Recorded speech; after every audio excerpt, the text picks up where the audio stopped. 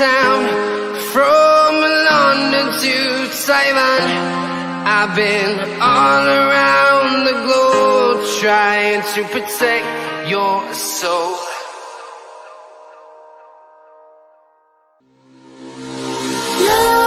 Nightmares creep while you and me repeat. This bittersweet heat is suffocating. I'm waiting and always hesitating. Kryptonite desires set my heart afire. Heart on fire. Set my heart afire.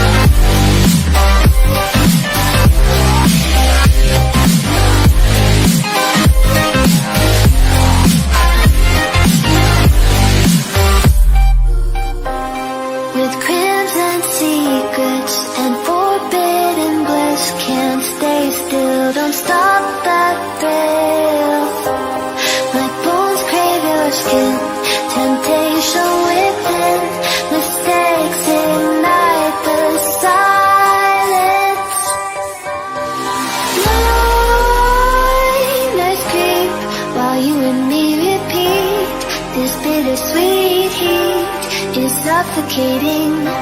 I'm waiting and always hesitating. Kryptonite desires set my heart afire. Heart on fire. Set my heart afire.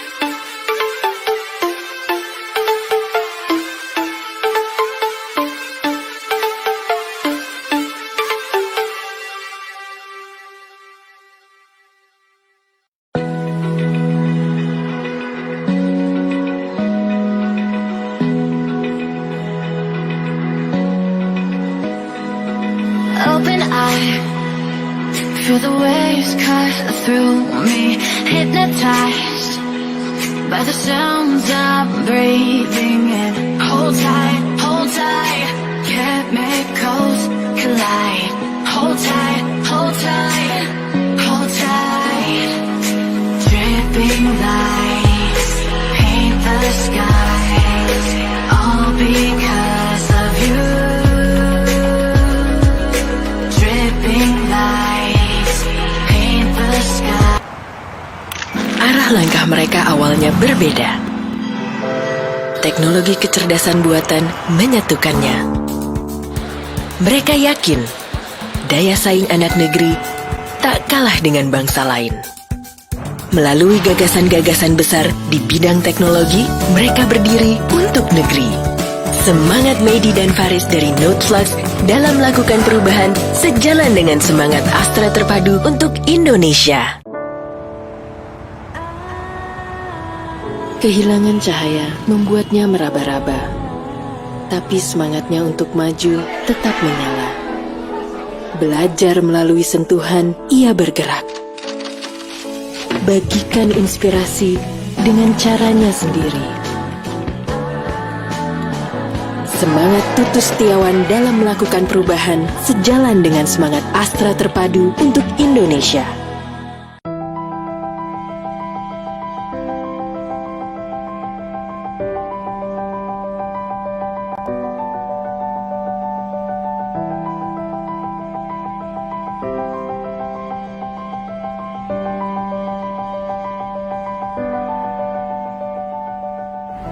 Kini, hari-hari kita tak lagi sama. Yang biasanya lekat, Sekarang harus bersegan. yang biasanya tak terbatas, Sekarang harus cari jalan pintas.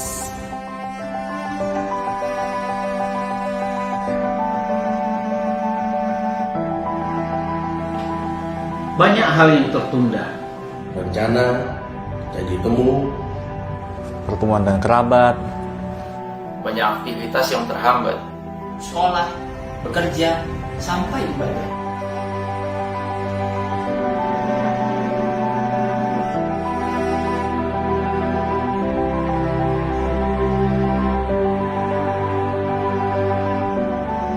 tentu saja perjuangan ini tidak mudah.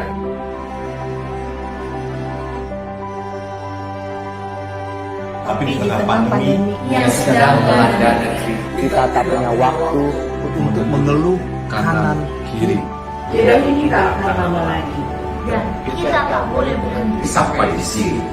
Jarak bukan alasan Tidak memulai.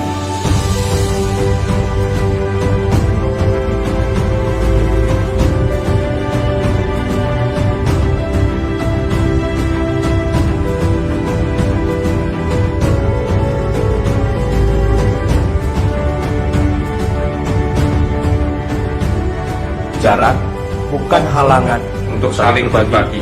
terlebih lagi di bulan suci.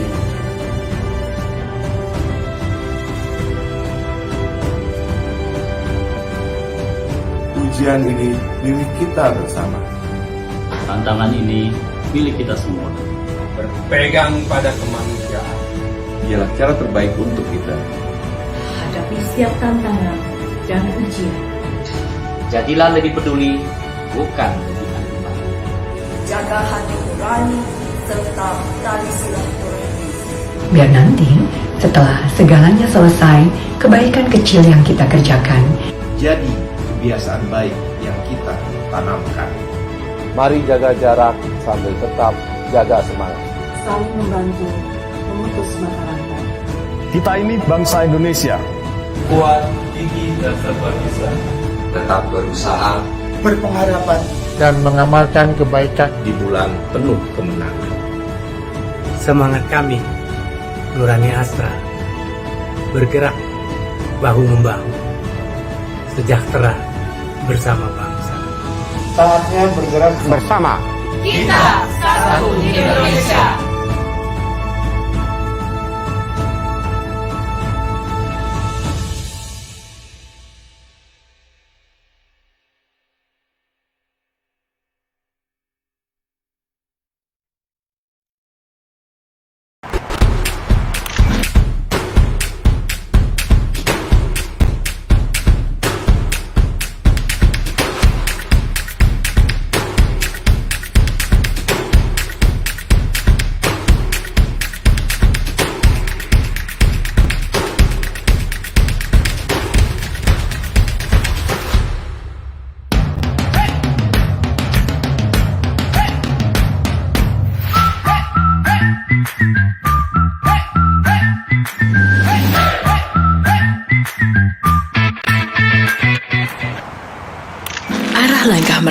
awalnya berbeda. Teknologi kecerdasan buatan menyatukannya. Mereka yakin daya saing anak negeri tak kalah dengan bangsa lain. Melalui gagasan-gagasan besar di bidang teknologi, mereka berdiri untuk negeri. Semangat Medi dan Faris dari Noteflux dalam melakukan perubahan sejalan dengan semangat Astra terpadu untuk Indonesia.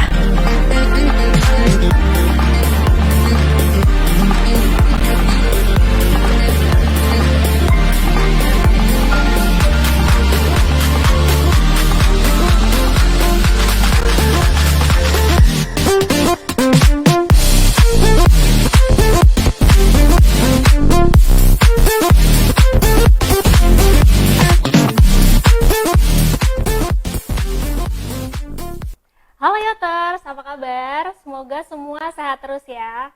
Selamat datang di webinar Inspira Makin Pintar di Rumah, presented by Astra. Aku Sonia Yunita yang akan menjadi host di sesi kali ini. Nah, dengan mengikuti webinar ini, kalian gak cuma mendapatkan ilmu, tapi kalian juga sudah berdonasi untuk program Nurani Astra. Anyway, teman-teman udah tahu belum sih program Satu Indonesia Awards. Nah, Satu Indonesia Awards adalah program penghargaan dari Astra untuk generasi muda yang bermanfaat bagi masyarakat di bidang kesehatan, teknologi, kewirausahaan, lingkungan, di bidang kesehatan, pendidikan, lingkungan, kewirausahaan, dan teknologi, serta satu kategori kelompok yang mewakili 5 bidang tersebut. Pada tahun ini Astra juga memberikan tambahan kategori apresiasi khusus kepada para pejuang tanpa pamrih di masa pandemi COVID-19. Nah, setiap penerima apresiasi tingkat nasional maupun apresiasi tingkat khusus akan mendapatkan dana bantuan kegiatan sebesar 60 juta rupiah dan juga pembinaan kegiatan. Nah, untuk informasi lengkapnya kalian bisa cek di www.satustripindonesia.com ya. Nah, pendaftarannya dibuka hingga 2 Agustus 2020. Sebelum kita mulai acaranya, teman-teman, jadi ada hal-hal yang harus kita sepakati bersama. Yang pertama, teman-teman bisa bertanya langsung kepada narasumber di platform seperti Facebook, Twitter, maupun YouTube. Nah, kemudian komentar terbaik juga akan mendapatkan hadiah merchandise dari Young on Top dan akan diumumkan di akhir sesi. Jadi jangan lupa ikutin terus sesinya sampai akhir. Nah, yang kedua yang harus kita sepakati adalah bahwa kita harus selalu berkata sopan pada saat acara ini berlangsung ya teman-teman. Jadi dilarang untuk mencemooh atau enggak berkata kasar seperti itu. Nah, sesi Inspira webinar kita kali ini akan kedatangan narasumber yang mungkin kalian udah kenal, atau misalkan kalau kalian kenal, kalau belum kenal ya udah kita kenalan sekarang ya. Nah, dia adalah Kak Muhammad Sabilur Rosyad. Aku biasa sebutnya Mas Sabil soalnya gitu. Nah, Mas Sabil ini sebelum mengawali karir sebagai event dan community manager di Young on Top, Mas Sabil juga dulunya berkecimpung di komunitas Young on Top. Kemudian pada tahun 2014, Mas Sabil dipercaya untuk menjadi Presiden Yacht Malang pada saat itu. Nah, kemudian naik lagi tuh karirnya sebagai event dan community koordinator pada saat itu di tahun 2015 di Yacht Pusat. Nah, hingga saat ini Mas Sabil sekarang menjabat sebagai event dan community manager di Young on Top. Jadi udah keren banget kan jejak karirnya gitu. Oke, kalau gitu nggak usah berlama-lama lagi, kita sambut aja Mas Sabil.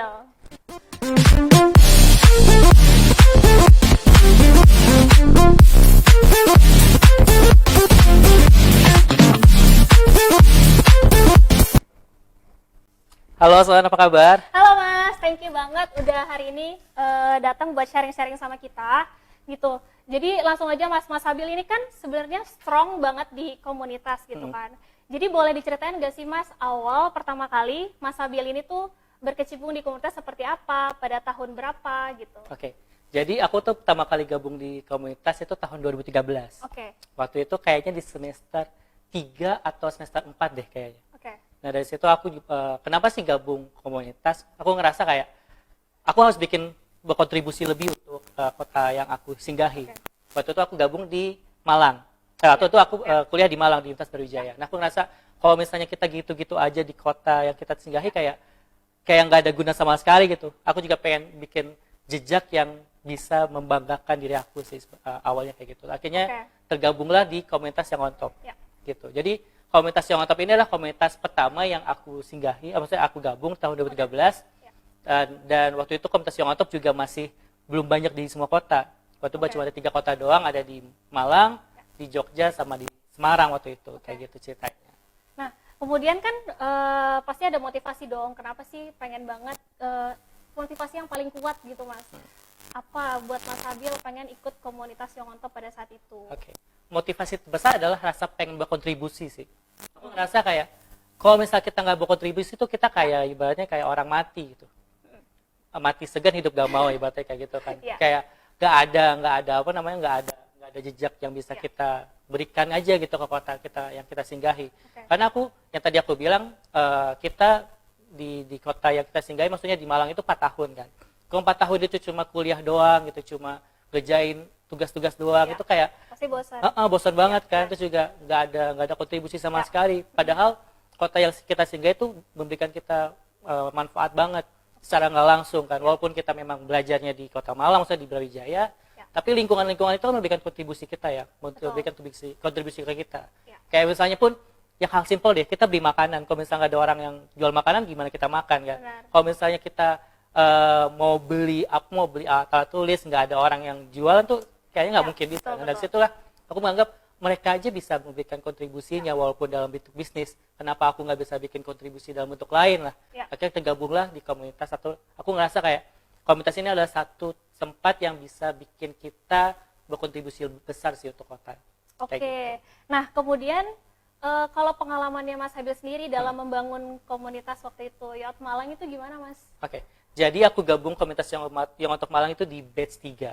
Batch 3. Jadi Youth Malang itu dibuat tahun 2012 sama Mbak Umu. Sekarang itu Mbak Umu sedang melanjutkan kuliah S3-nya di US. Nah, aku gabung di Youth Malang itu di batch 3. Di batch 3 itu orang-orangnya itu benar-benar orang-orang yang aku rasa itu benar-benar tim yang sangat solid sih. Karena kita berkontribusi besar walaupun waktu itu tahun 2013 kita masih belum ada, maksudnya belum in touch dengan yang untuk pusat.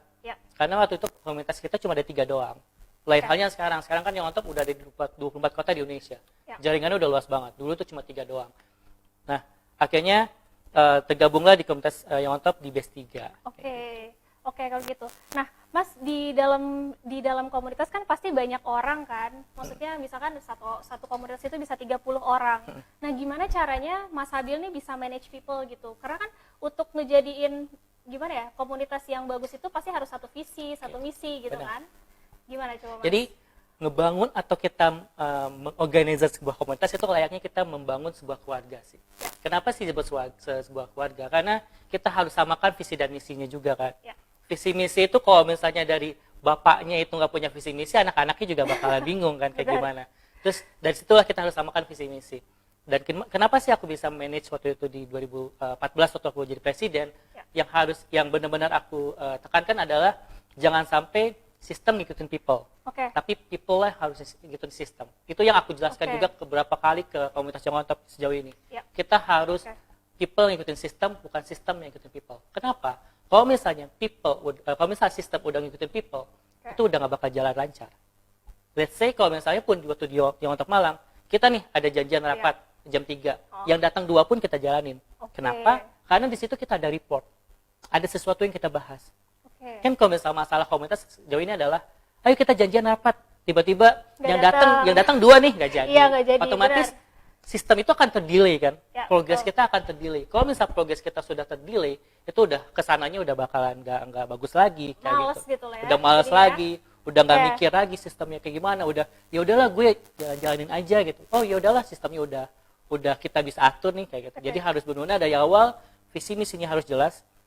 Kemudian kita juga harus punya visi misi inisiator atau visi misi founder.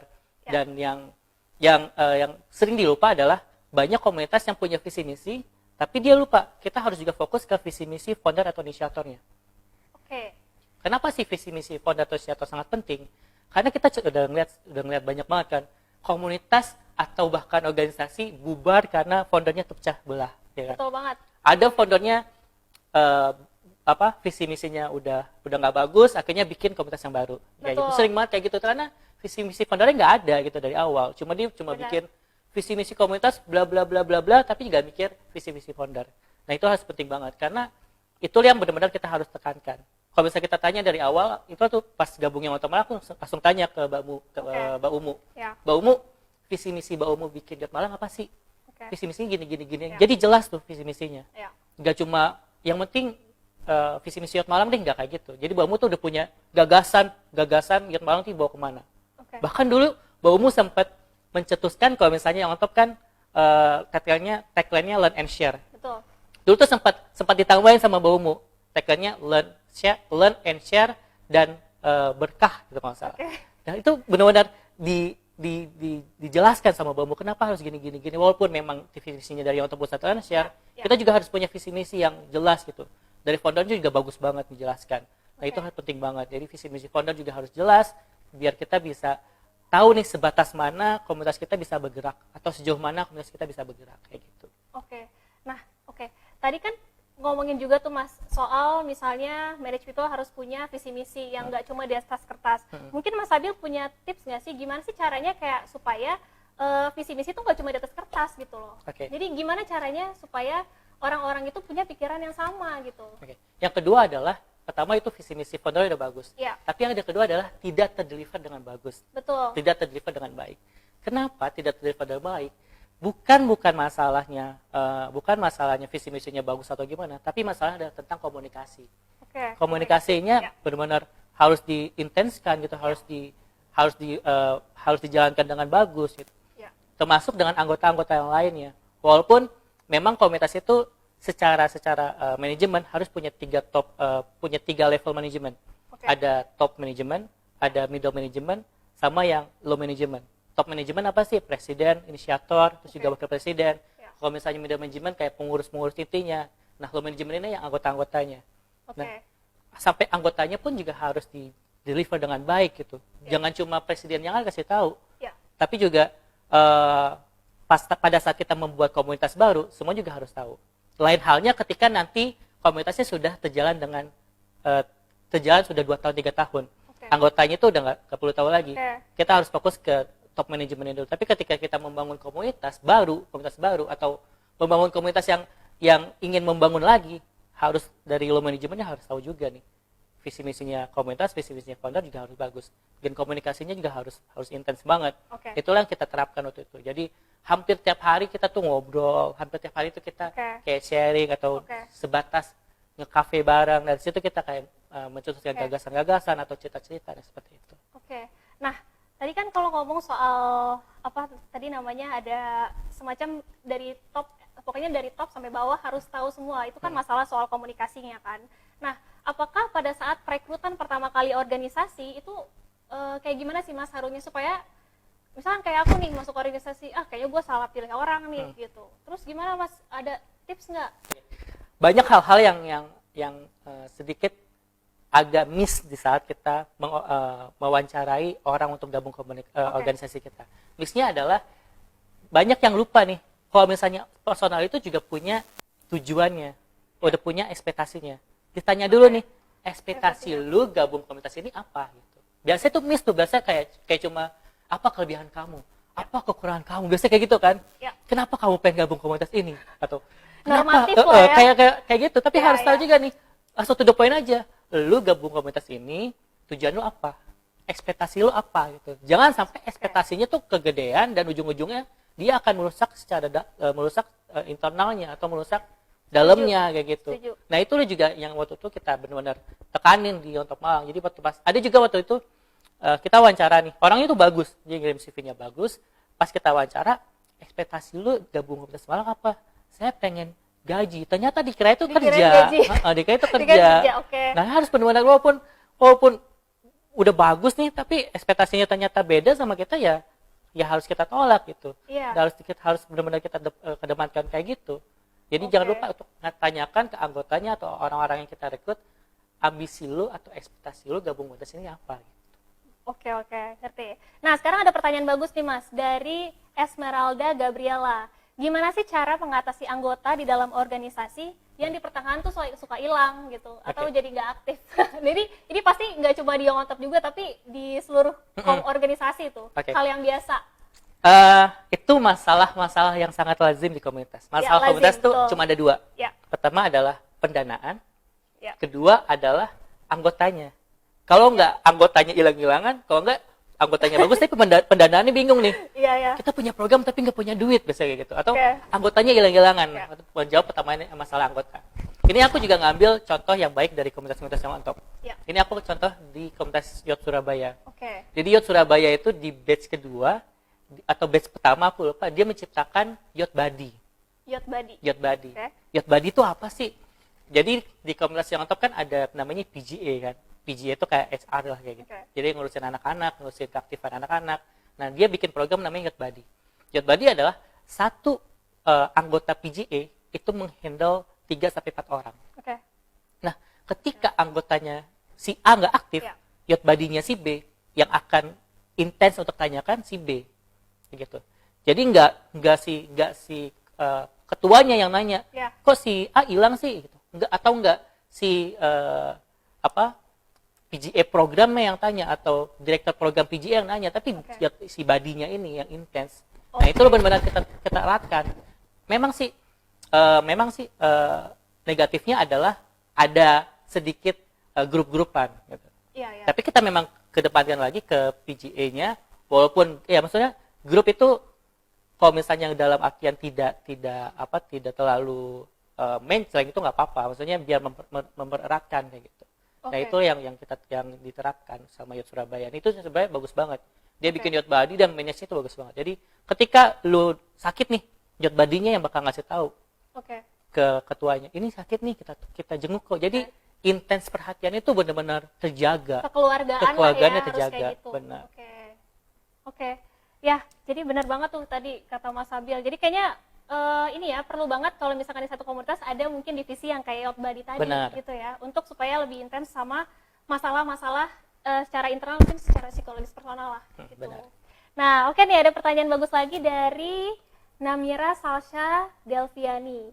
Bagaimana cara memimpin, mengarahkan dan mengajak kembali anggota apabila ada anggotanya yang kehilangan motivasi? Oh, ini masalah demotivasi, Mas. Pasti kan kalau 1 tahun misalnya atau 2 tahun udah bete, jenuh gitu.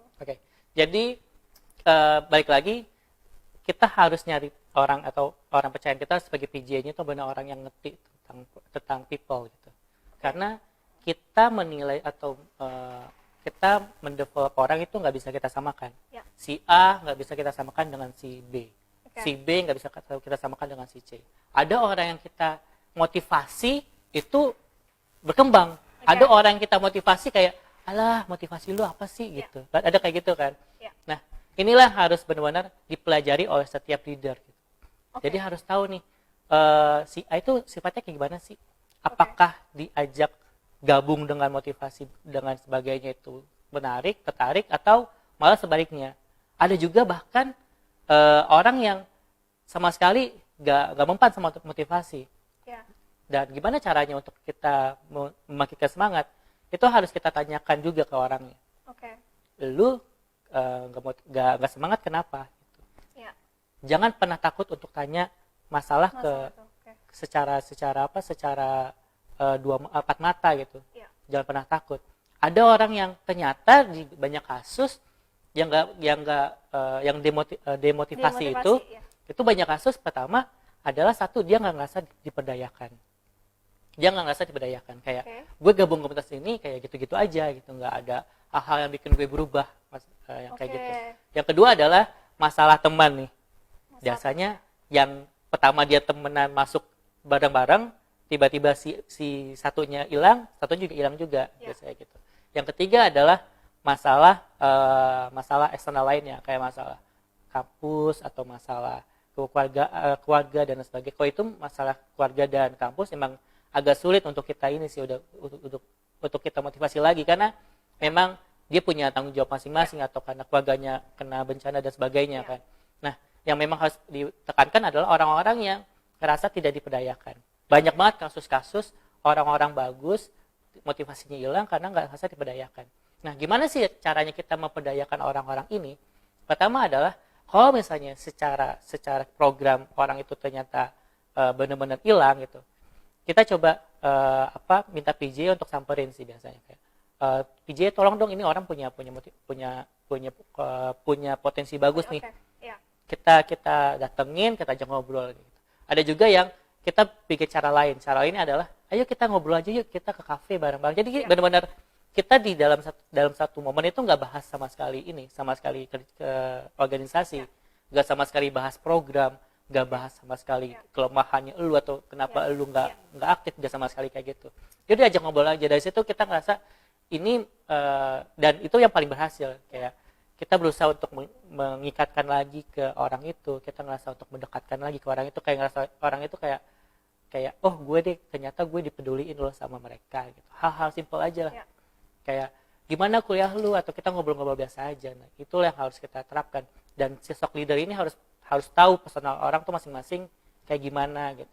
Personal masing-masing anggotanya kayak gimana, harus tahu banget dari A sampai Z, harus tahu. Kalau misalnya lu seorang leader tapi nggak tahu personal masing-masing anggota lu dari A sama Z, coba evaluasi lagi diri lu. Jadi itu makanya setiap orang itu pasti punya treatment yang beda-beda gitu ya Mas. Cara ngadepinnya juga beda-beda ya gitu. Emang effort sih ya. Jadi komunitas tuh nggak ada yang ya gitu aja, kalau mau bagus ya effort. Benar. Ya, bahkan ada yang bilang tuh ngebangun komunitas layaknya kita ngebangun sebuah negara. Oh gila. Itu karena benar-benar ini banget, benar-benar kompleks banget masalahnya. Karena masalahnya nggak cuma masalah program, nggak cuma masalah ini, tapi juga masalah people juga kan. Iya betul. How to manage people. Well, gimana kan caranya kita ngebangun program yang bagus untuk masyarakat, gimana cara kita bisa berkontribusi untuk masyarakat gitu. Oke, keren banget nih. Makin seru juga, makin panas. Oke, ada pertanyaan lagi yang bagus Mas dari Mas Alexander Zulkarnaini. Nah, komunitas itu kan cair, banyak aturan. Kalau banyak aturan banyak yang keluar, tapi kalau nggak banyak aturan jadi liar gitu. Nah, gimana sih proporsi yang tepat untuk hal itu? Gitu. Lalu seberapa jauh komunitas itu bisa berubah dinamis sesuai zaman?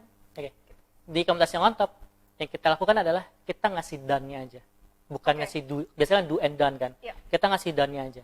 Misalnya done-nya, kalian nggak boleh menggalang dana selain melalui platform. Kenapa sih kita melalui platform? Karena sering banget kan kasus-kasus yang mengatasnamakan organisasi tiba-tiba hilang atau gimana. Nah itu sering banget kayak gitu. Bahkan yang on top juga di tahun 2015 pernah kejadian kayak gitu, Son.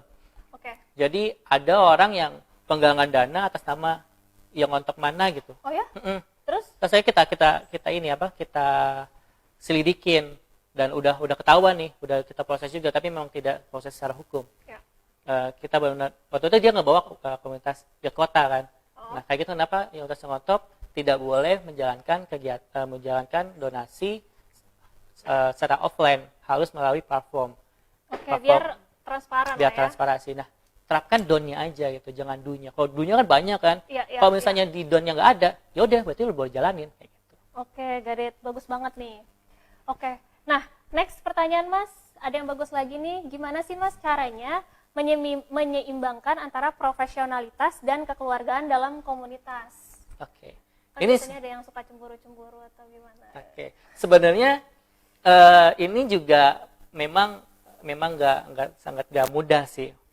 Membedakan antara profesional sama komunitas itu atau secara internalnya. Dulu juga aku di Malang itu nggak cuma gabung komunitas yang mantap juga kan dulu kan. Jadi aku juga bikin komunitas namanya Ayo Peduli Malang. Nah dia Ayo Peduli Malang itu face inisiatornya itu mantanku. Ini ngomongnya mantan ya? Iya, mantan gue Son. Jadi benar-benar harus dibedak, benar-benar harus tahu kapan kita bertindak sebagai leaders atau sebagai personal gitu. Dan sebenarnya gampang-gampang susah sih. Gampangnya adalah ketika lu mewakili sosok leader, ya udah lu bekerja sebagai profesional, gampang kayak gitu. Susahnya adalah kadang kelewatan tuh. Seharusnya nih masalah-masalah pribadi tiba-tiba ke bawah ke komunitas, kadang kelewatan. Nah, memang sih harus komunikasi sama si individunya atau personanya juga harus bagus juga. Maksudnya harus kita tekanin. Jangan sampai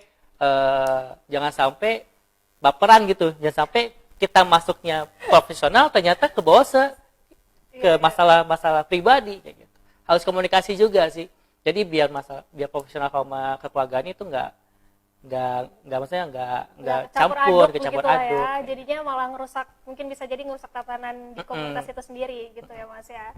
Oke, bagus banget tuh. Nah, yang lainnya ada pertanyaan dari ini nih, dari Nafasa Adela Khotima.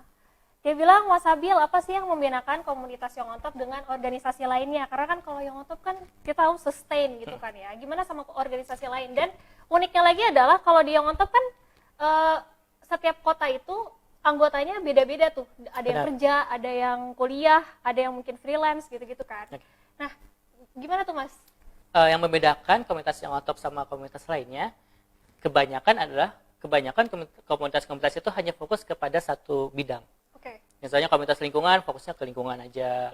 Komunitas pendidikan, fokusnya ke pendidikan aja. Nah, komunitas Young on Top ini, dia punya banyak pilar kan. Ada pendidikan, ada lingkungan, ada kesehatan, ada entrepreneur, ada sosial. Nah, yang itulah yang apa? 5 bidang itu yang sedikit membedakan dengan komunitas lainnya. Jadi kita bisa berkontribusi besar, bisa kontribusi lebih ke society kita, ke masyarakat kita. Misalnya, aku nih dulu gabung komunitas Young on Top Malang, awalnya divisi sosial. Tapi aku juga bisa loh, ternyata berkontribusi di bidang lingkungan. Karena di komunitas Young on Top juga ada divisi lingkungan gitu. Walaupun secara otaknya yang buat divisi lingkungan, tapi divisi lain juga ikut campur bantu kan. Nah, buat itu kayak aku ngerasa, oh di komunitas Young on Top nih ternyata bagus banget nih. Kita punya banyak pilar. Semakin banyak pilar, semakin besar berkontribusi kita untuk kota kita masing-masing. Itu yang cukup membedakan komunitas Young on Top dengan komunitas yang lainnya. Kemudian juga ada bedanya adalah komunitas Young on Top ini komunitas yang benar-benar dari pusatnya sangat develop anak-anaknya gitu.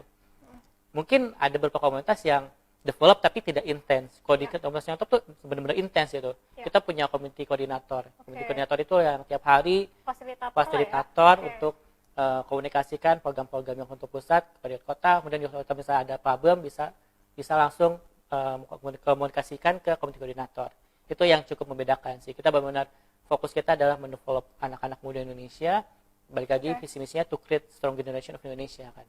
Kayak gitu. Yang membedakan memang seperti itu sih. Oke, mantap banget tuh tadi kan dari Mas Abil. Nah, kemudian Mas kira-kira nih gimana sih tips triknya supaya anggota itu jadi lebih bonding tadi, selain misalnya ada tim dari PGA gitu, mungkin dari Mas Abil ada ini nggak? Jangan pernah untuk kehilangan momen. Kehilangan momen, jangan pernah untuk kehilangan momen. Momen yang paling penting setiap kemurusan adalah momen awal. Ketika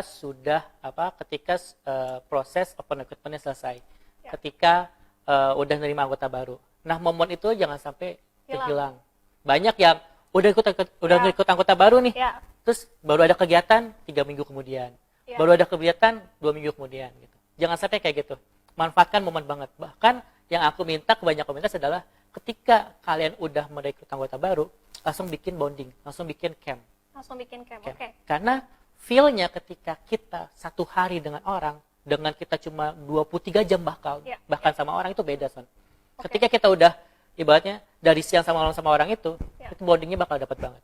Kita akan lebih mengenal orang itu kayak gimana, kita tahu nih dia bangun tidur kayak gimana, kita tahu nih kebiasaan dia kalau malam kayak gimana, dan itu yang bikin keakraban dengan masing-masing orang itu bagus. Momen itu yang benar-benar harus dimanfaatkan. Nah, ketika sudah ngebonding, sudah bikin camp, jangan sampai 2 minggu kemudian baru bikin kegiatan. Di bonding atau di camp itu benar-benar kita satukan visi, satukan misi, kita brainstorming bareng, abis ini kita mau ngapain sih? Jadi waktu pas aku di Malang itu ketika kita sudah lagi bonding, itu setelah bonding udah punya banyak program yang kita akan jalankan. A, B, C, D, F udah tahu nih mau ngapain. Nah, dari situ kita benar-benar bisa mendevelop anak-anak. Terus jangan lupa untuk jangan bikin program yang terlalu banyak banget. Banyak tuh boleh, tapi banyak banget jangan. Gimana coba? Saya kebanyak tuh kayak sebulan 2-3 kali, sebulan 3-4 kali boleh lah. Gitu. Ada komunitas yang setiap minggu bikin kegiatan 4-5 kali. Bahkan orang kan tuh punya kehidupan masing-masing kan, punya keluarga, nggak boleh egois juga. Leader tuh jangan, kita harus berkontribusi lebih nih. Setiap minggu bikin kegiatan 6, bikin kegiatan 5, anggota juga lama-lama capek ya gitu. harus kasih waktu Nafas nafas lah ke anggota. Nah, nafasnya juga jangan sampai ditinggalin. Maksudnya jangan sampai hilang gitu aja. Oke. Kalau misalnya kita dalam satu waktu, misalnya 1 bulan nih, minggu kedua, minggu ketiga kita nggak ada program, tetap bikin bonding dengan ngobrol-ngobrol aja gitu. Ke taman bareng, nggak ngeluarin kos sama sekali kan, ke taman bareng, bahkan ke CFD bareng, kita jalan-jalan bareng, olahraga bareng. Nah, itu salah satu cara biar kita bisa tetap erat sih walaupun gak ada kegiatan. Nah, dengan kayak gitu, mereka ngerasa, oh ini nih keluarga gue banget nih. Karena memang yang bikin, mungkin ya yang agak sedikit beda adalah komunitas Young on Top tuh keluarganya bukan cuma di satu kota doang, Son. Tapi kita keluarganya itu ke 24 kota gitu. Kita saling mengenal satu sama lain, kita saling mendukung satu sama lain. Nah, benar-benar bonding itu kayak gitu caranya. Jadi jangan sampai waktunya full banget kegiatan, tapi juga bisa manage dengan baik. Oke, ngerti. Nah, terus kemudian Mas lanjut lagi nih, masih lanjutan yang tadi, itu gimana sih Mas? Apa sih yang harus dimunculin di di diri masing-masing orang itu? Insight apa sih yang harus kita munculin sebagai misalnya kita leader gitu kan? Kita presiden, terus kita harus spread apa ke anak-anak gitu. Selain tadi kan kita menggali soal ekspektasinya mereka. Gimana cara kita, maksudnya membangun ya? Yang harus ditekankan adalah tujuan lo sebagai leader apa? Kalau misalnya tujuan lo sebagai leader adalah bikin program doang gitu, ya sama aja kayak leader lain. Tapi kalau misalnya tujuan lo sebagai leader adalah gue pengen menciptakan leader-leader baru. Karena memang tujuan utama seorang leader kayak gitu kan. To create new leaders kan.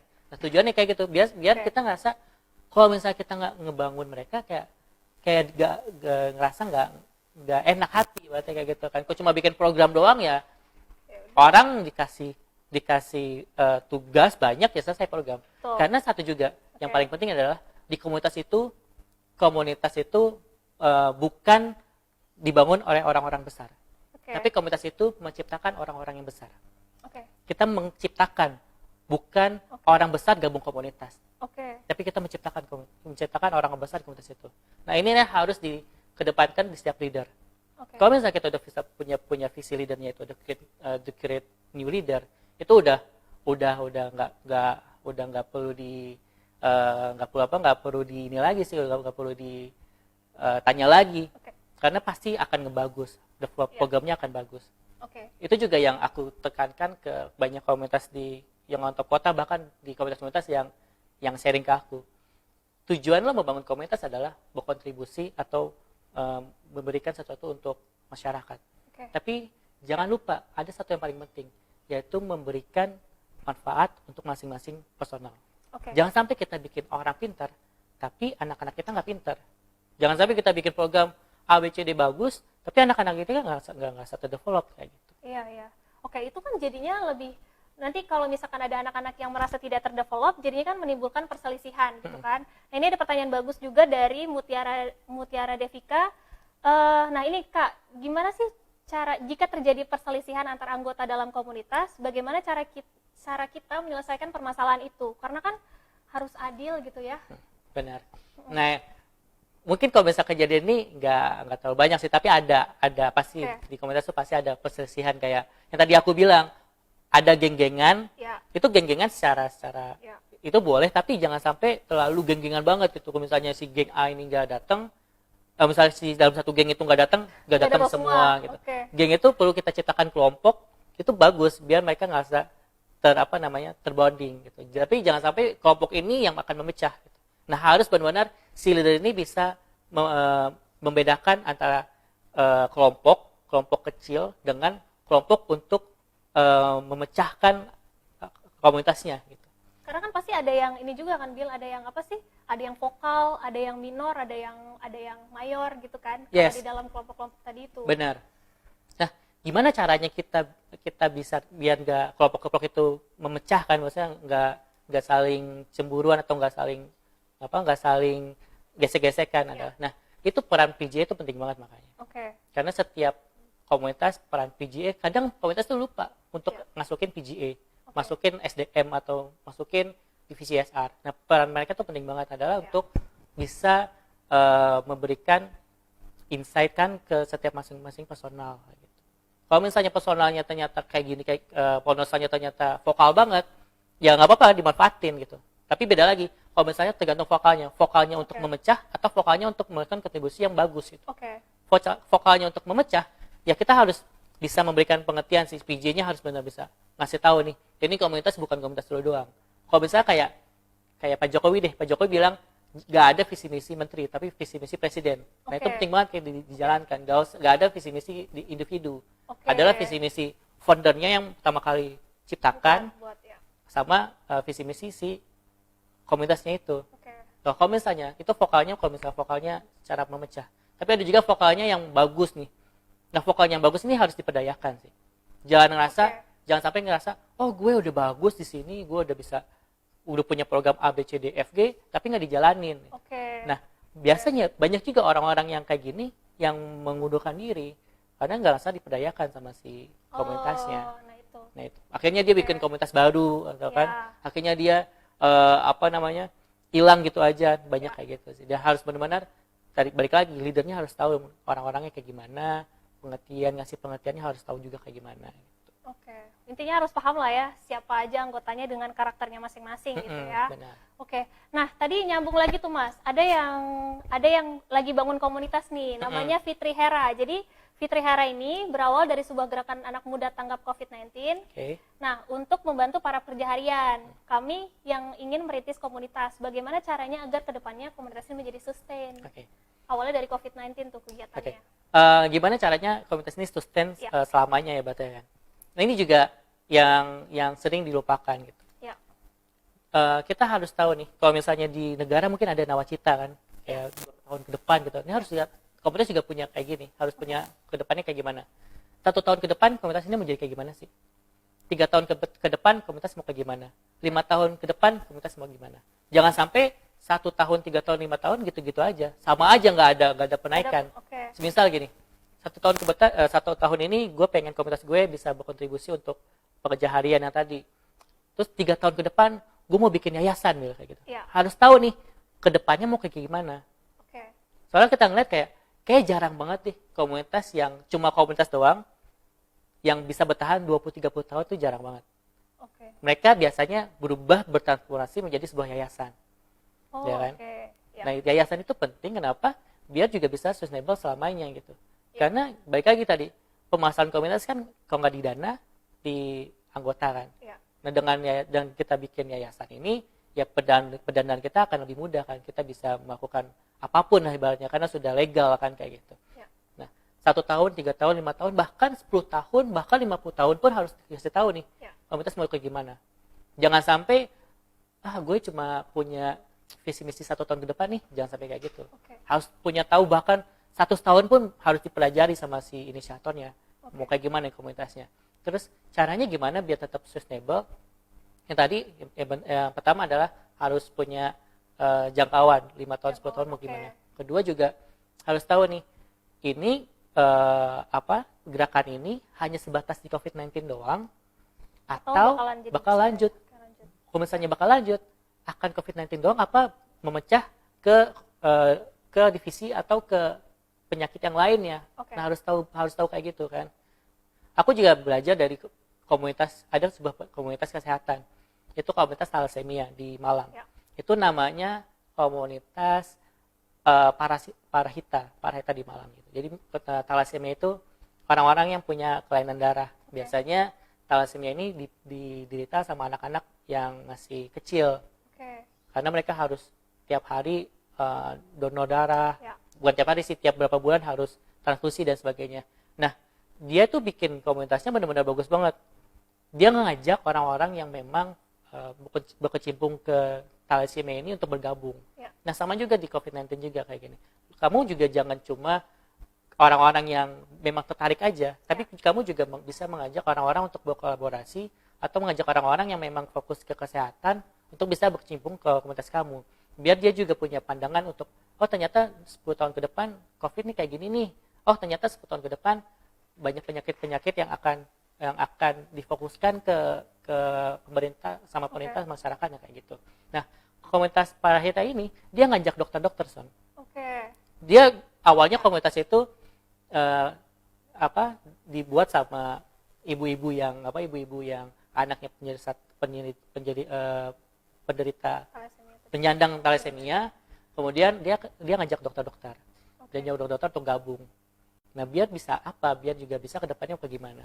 Dengan adanya dokter ini juga kan kita beritahu kan, oh thalassemia ternyata ada perubahan loh. Maksudnya ada yang bisa kita pelajari loh. Ternyata ada hal-hal yang menjadi concern pemerintah loh, biar tahu kayak gitu. Bahkan pun jangan sungkan untuk ngajak orang-orang yang tergabung di pemerintahan untuk gabung ke komunitas kamu gitu. Biar kamu tahu nih, oh ternyata kalau misalnya pemerintah kayak gini loh untuk ngejalanin sebuah program biar bisa sustainable ke depannya. Ya, intinya nggak cuma buat COVID-19 juga, tapi buat teman-teman yang lain yang lagi bangun komunitas apapun gitu lah ya. Benar. Nah, oke, terus ada pertanyaan menarik lagi dari Mas Rikison. Nah, Mas Sabil kan dulu kan pernah menjabat sebagai community koordinator gitu kan, pernah jadi leader. Nah, Kak Sabil pernah merasa capek secara mental nggak sih manage komunitas? Nah, terus seperti apa kalau kita udah ngerasa capek gitu? Kalau capek pasti ada. Pasti setiap orang tuh ngerasa capek. Gak mungkin orang tuh ngerasa capek. Siapa sih orang nggak ngerasa capek kan? Tapi juga kita harus punya me time. Harus punya me time. Mungkin sehari benar-benar gak mikirin komunitas, sehari benar-benar matiin HP kayak gitu. Karena gue misalnya pas awal community koordinator, jam 3 subuh aja ada nelpon. Ada anggota yang nelpon gitu, curhat ke gue gitu. Jam 3 subuh gitu, itu tiba-tiba, Mas, dia ngechat kan, Mas masih bangun. Gue kebangun kan, masih nih, berarti nelpon curhat sampai jam 5 gitu. Curhat tentang apa dulu? Curhat tentang pribadinya dia gitu. Karena kita sebagai community koordinator, kita juga nggak cuma nerima curhat tentang komunitas doang kan, tapi banyak banget curhat tentang pribadi kayak gitu tuh banyak banget. Lu aja pada curhat sama gue masalah pribadi kan. Nah itu. Jadi kita harus punya me time sih. Me time satu hari benar-benar gak nyalahin HP, benar-benar udahlah fokus aja ke apa yang lu suka. Dan tentuin juga me time lu tuh apa. Kalau misalnya aku tuh me time-nya kalau nggak tidur atau enggak belanja kayak gitu.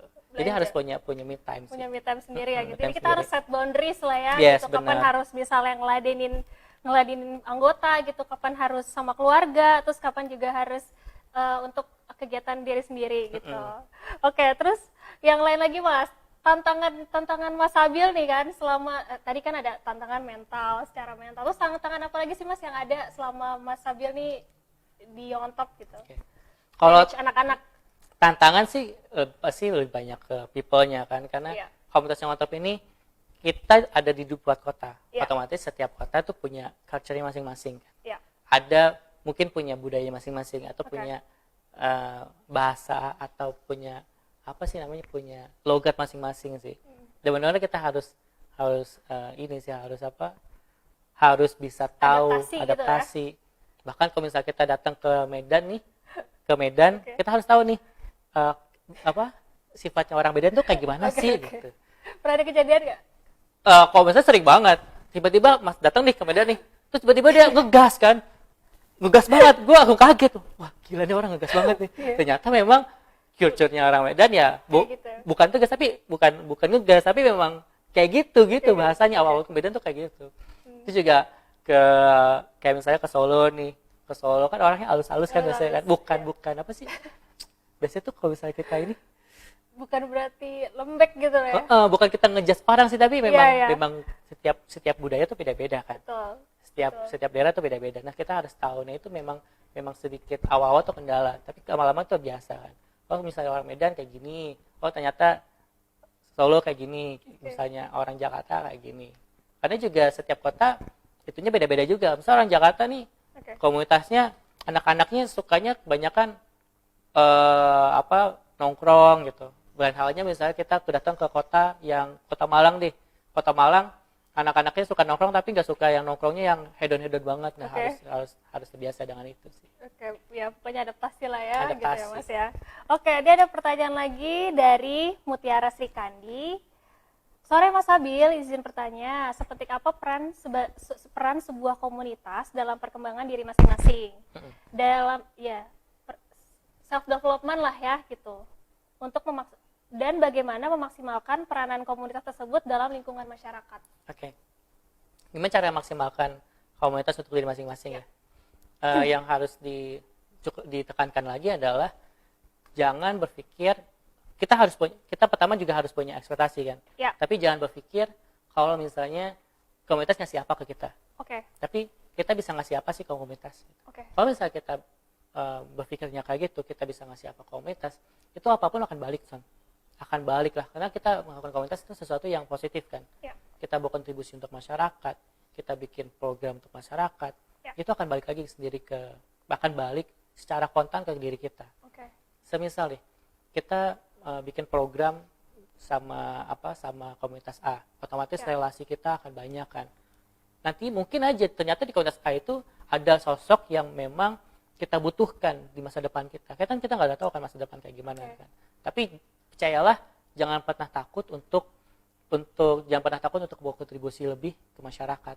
Karena kalau misalnya kita sudah berbuat baik, itu otomatis kita akan diberikan kebaikan juga sama Tuhan. Tuhan itu otomatis nggak bakal mengkhianati umatnya kan.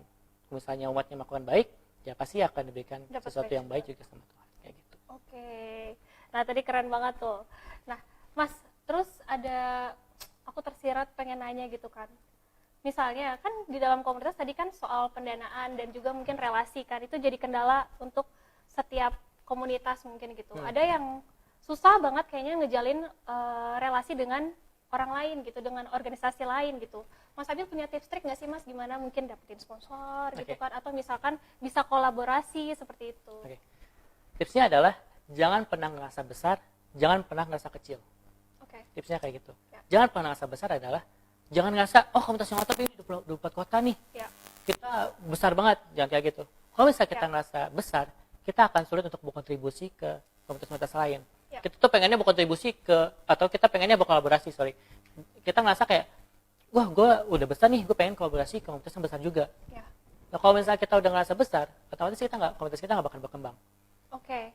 Kita di situ aja.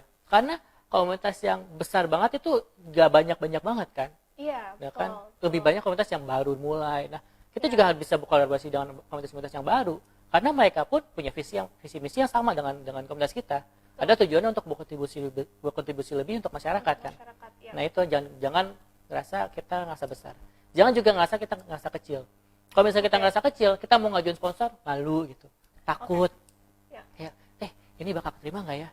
Ini bakal di-approve nggak ya sama sponsor? Jangan takut kayak gitu. Dulu di tahun 2014 nggak salah, aku di Yacht Malang itu pertama kalinya yang untuk kota yang bikin kegiatan di mall, bikin love donation di mall. Waktu itu baru pertama kali yang untuk Malang. Kita benar-benar ini aja, maksudnya pede aja gitu, pede aja, nggak peduli bakalan diterima atau enggak ya. Kita nggak ngerasa diri kita kecil, ya kita ngerasa sejajar aja dengan partner-partner yang akan kita mengajukan. Karena kan posisi sama kan, saling menguntungkan kan. Si A-nya si partner dapat keuntungan, kita juga dapat keuntungan. Jangan ngerasa kecil, jangan ngerasa besar. Itu sih tips yang paling besar, yang paling penting untuk bisa diterapkan. Oke, greget banget tuh kan tipsnya. Aduh, oke. Nah, sekarang kan kalau komunitas IoT sekarang ada 24 kota kan. Nah, ada yang tanya nih Mas. Yacht untuk Papua bisa nggak Mas Abil? Oke, jadi kalau misalnya yang on top itu kita dari Yacht Pusat, bukan kita yang ngebangun. Tapi permintaan dari orang-orang di berbagai kota. Kalau misalnya pengen gabung bisa bikin Yacht Papua, bisa banget. Syaratnya kita adalah membangun komunitas yang on top adalah pertama harus punya inisiator kan. Harus punya inisiator. Kita harus tanyakan wawancara inisiatornya, apa tujuannya gabung yang on top, apa visi misi lu sebagai inisiator. Kedua, harus punya pengurus inti. Karena kita nggak pengen inisiator itu bergerak sendirian kan. Kalau misalnya di Yongoto Pusat kita ada di Yongoto Kota kita ada 12 pengurus inti. 2 presiden wakil presiden, sisanya kayak vice director program, markom director dan sebagainya. Dan harus itu pertama inisiatornya harus ada, kedua harus punya teman-teman yang bisa kita ajak untuk gabung itu 12 pengurus inti. Ketiga harus punya pilot project. Harus punya pilot project. Biar kita bisa evaluasi sebagai sebagus apa lu manage komunitas yang on top ini di kota lu. Kalau misalnya pilot projectnya udah gagal, ya kita akan evaluasi lagi. Ini Oke. apakah komunitas ini bisa kita bentuk di kota tersebut atau tidak. Oke. Dan kita akan evaluasi, kita akan tanyakan nih pengurus-pengurusnya. Selama pilot project ngapain aja? Selama pilot project berkontribusi apa aja di komunitas itu? Ya. Kalau misalnya hasilnya bagus, kita dirikan. Karena kita nggak pernah bikin tiba-tiba, oh kita mau bikin komunitas yacht Aceh, nggak kayak gitu. Tapi Ya. permintaan dari orang-orang yang di Aceh pengen bikin komunitas yang mantap. Jadi Bisa harus banget. dari inisiatornya si masing-masing teman-teman yang ada di suatu daerah tersebut ya. Kalau Benar. misalkan kalian mau request, aku mau nih bikin yacht Papua, ya udah sok atuh, nanti tinggal kontak-kontak aja gitu Benar, ya sama boleh Mas banget. Abi, nanti bakal dibimbing gimana caranya gitu kan. Yes. Oke Mas, mungkin yang terakhir tips trik dong Mas gitu. Tips trik untuk menjalankan komunitas nih gimana biar greget. Tips triknya biar greget ya. Pertama dari aku bilang, Ya. kita kalau misalnya bikin mengebangun atau membuat komunitas atau mengorganisasi sebuah komunitas harus punya sistem yang jelas. Oke. Sistemnya harus jelas kayak gimana. Sistemnya misalnya kayak gini. Sistem yang paling mudah kayak gini sistem. Misalnya setiap bulan kita monthly meeting. Ya. Sudah ditentukan nih, kita monthly meeting di hari Kamis minggu ketiga. Oke. Ya udah itu selama bertahun-tahun ya monthly meeting itu aja. Gitu. Oke. Dia orang yang tergabung ngerasa, oh monthly meeting nih minggu ketiga setiap bulan. Ya. Biar dia udah punya ngejadwalin. Ya. Nah, dengan gitu juga, dengan adanya itu, kalian juga akan lebih mudah untuk ngecekin personal. Apakah benar-benar dia serius atau tidak. Kan itu gampang banget di situ. Kemudian kedua adalah yang tadi aku bilang juga, jangan terlalu banyak program.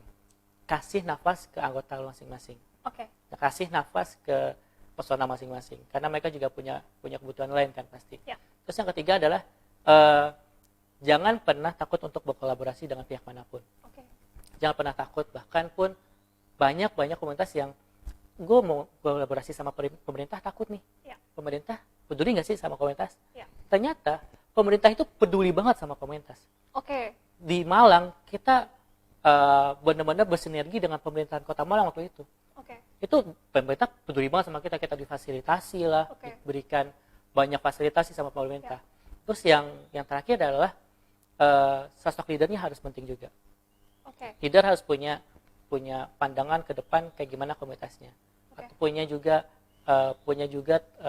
masing-masing punya pandangan untuk kotanya kayak gimana. Terus juga punya pengetahuan untuk saling mengenal satu-satu anggotanya. Itu udah paling bagus banget triknya. Pertama, sistemnya harus bagus, jangan takut untuk berkolaborasi, kemudian leadernya harus punya visi misi yang jelas. Oke, bagus banget nih Mas Abil ya kan. Udah hampir gila. 1 jam ya. Hampir 1 jam. Jadi kayak masih banyak banget juga sih pertanyaan yang mau ditanyain gitu. Mungkin nanti bisa di belakang gitu ya Mas. Boleh. Bisa DM. Nah, terakhir deh Mas, top words deh. Kata-kata mutiaranya Mas Abil nih, pesan-pesan untuk kita semua yang masih muda, yang masih mau supaya organisasi itu growing. Oke. Pesan aku adalah jangan takut untuk berbuat baik. Kenapa jangan takut untuk berbuat baik? Jangan samakan, jangan pernah membedakan orang itu secara apapun lah. Gitu. Ya. Jangan pernah takut untuk berbuat baik. Ya. Kalau misalnya kita ngerasa niat kita baik, kita juga otomatis juga akan membantu banyak masyarakat gitu. Ya. Kalau misalnya kita udah mau berbuat baik, otomatis kita juga akan mengajak orang untuk berbuat baik. Banyak kan orang itu takut untuk berbuat baik. Itu juga sering aku tekankan ke banyak komunitas di untuk kota bahkan kota lain. Jangan pernah takut untuk berbuat baik. Itu sih yang paling penting. Oke, kalau gitu. Sip. Kita udah hampir di penghujung acara, Bil. Thank you banget hari ini udah datang. Terus habis itu udah sharing-sharing sama kita semua. Semoga teman-teman semua bermanfaat ilmunya dari Sabil ya. Kalau gitu nanti kita sharing-sharing lagi ya, Bil, bareng lagi ya. Boleh banget. Kalau gitu, see you, Bil. Thank you. Ya. Oke, nah teman-teman, kita udah sampai di akhir. Jadi aku mau ngumumin tadi pertanyaan terbaik dari semua pertanyaan yang ada. Nah, pertanyaan terbaik adalah dari Lovea Erika. Jadi selamat ya untuk Erika. Nanti kamu bakal dihubungin sama tim yang on top untuk diberikan merchandise. Gitu. Oke, untuk itu aku mau ngingetin lagi sama kalian, sebelum aku tutup, mau ngingetin lagi kalau kalian jangan lupa ikut 1 Indonesia Awards. karena Satu Indonesia Awards akan memberikan penghargaan kepada generasi muda di seluruh penjuru tanah air. Tentunya yang bermanfaat bagi masyarakat ya, di bidang kesehatan, lingkungan, teknologi, kewirausahaan gitu, dan juga pendidikan, serta satu kategori kelompok yang mewakili 5 bidang tersebut. Nah, nggak lupa juga pada tahun ini Astra memberikan tambahan kategori khusus bagi pejuang tanpa pamrih di masa pandemi COVID-19. Nah, setiap penerima apresiasi tingkat nasional maupun apresiasi khusus akan diberikan pendanaan untuk kegiatan sebesar 60 juta rupiah dan juga pembinaan kegiatan. Jadi kalian jangan lupa daftar, informasinya kalian bisa cek di www.satustripindonesia.com dan pendaftarannya masih dibuka hingga 2 Agustus 2010. Jadi kalau sekarang masih Juni, kalian masih bisa prepare untuk daftar ya. Nah, jangan sampai kelewatan juga, kita bakal sharing asik lagi di tanggal 13 Juni 2020 hari Sabtu bersama Nadia Hutagalung, UN Environment Goodwill Ambassador. Nah, buat kalian yang mau daftar tinggal buka aja di youngontop.com/webinarsia gitu. Oke deh, kalau gitu akhir kata saya undur diri. Sonia Yunita, see you on top. Arah langkah mereka awalnya berbeda. Teknologi kecerdasan buatan menyatukannya. Mereka yakin daya saing anak negeri tak kalah dengan bangsa lain. Melalui gagasan-gagasan besar di bidang teknologi, mereka berdiri untuk negeri. Semangat Medi dan Faris dari Noteflux dalam melakukan perubahan sejalan dengan semangat Astra terpadu untuk Indonesia. Kehilangan cahaya membuatnya meraba-raba, tapi semangatnya untuk maju tetap menyala. Belajar melalui sentuhan, ia bergerak. Bagikan inspirasi dengan caranya sendiri. Semangat Tutus Setiawan dalam melakukan perubahan sejalan dengan semangat Astra terpadu untuk Indonesia.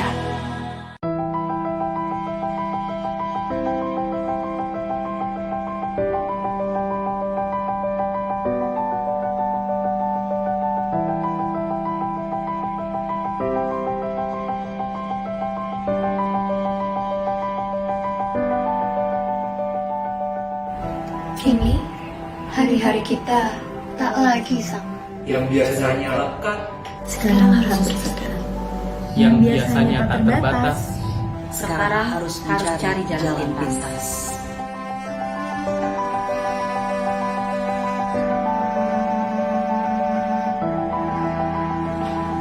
Banyak hal yang tertunda.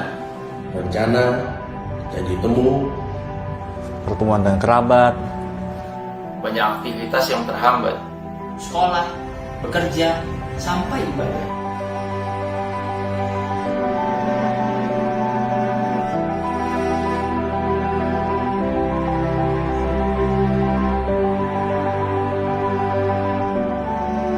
tentu saja perjuangan ini tidak mudah.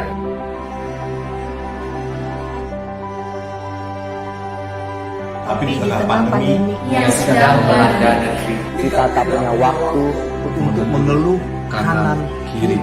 tidak ini tak akan lama lagi. Dan kita tak boleh berhenti sampai di sini.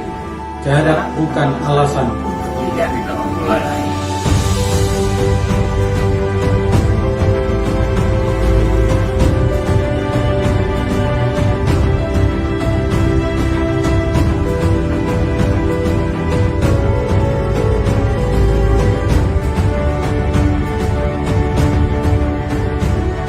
Jarak bukan halangan untuk saling berbagi, terlebih lagi di bulan suci.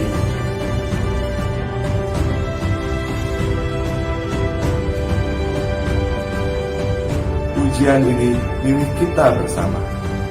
Tantangan ini milik kita semua. berpegang pada kemanusiaan. Ialah cara terbaik untuk kita. Hadapi setiap tantangan dan ujian. Jadilah lebih peduli, bukan lebih antipati. Jaga hati nurani tetap tali silaturahmi. Biar nanti, setelah segalanya selesai, kebaikan kecil yang kita kerjakan Jadi kebiasaan baik yang kita tanamkan. Mari jaga jarak sambil tetap jaga semangat. Saling membantu, memutus mata rantai. Kita ini bangsa Indonesia. Kuat, gigih, dan serba bisa. Tetap berusaha, berpengharapan dan mengamalkan kebaikan. di bulan penuh kemenangan. Semangat kami, Nurani Astra, bergerak bahu-membahu, sejahtera bersama bangsa. Saatnya bergerak bersama. Kita satu Indonesia.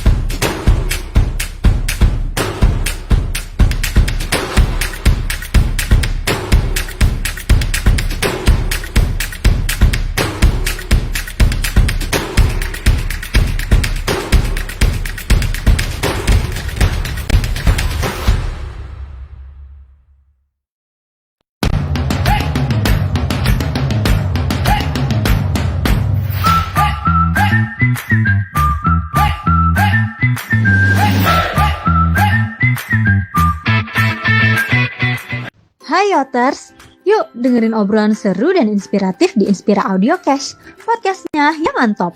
Di podcast ini, kamu akan dengerin jutaan podcast dengan menghadirkan narasumber yang ahli di bidangnya, yang akan membahas berbagai topik seru.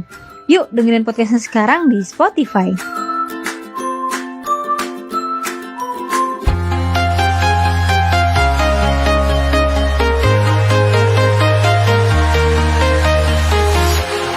Walking alone, the streets are empty.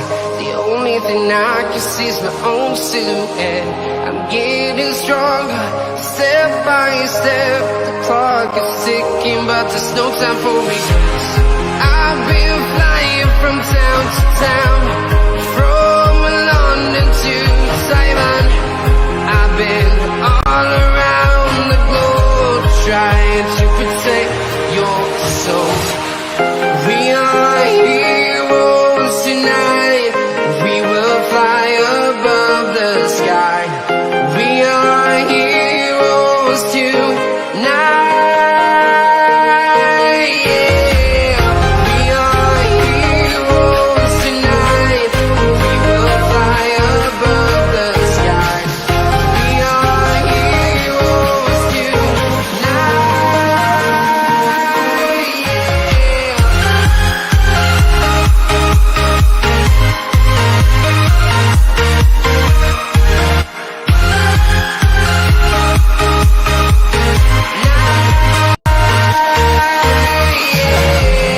Feeling like a dynamite, ready to explode right up in the sky.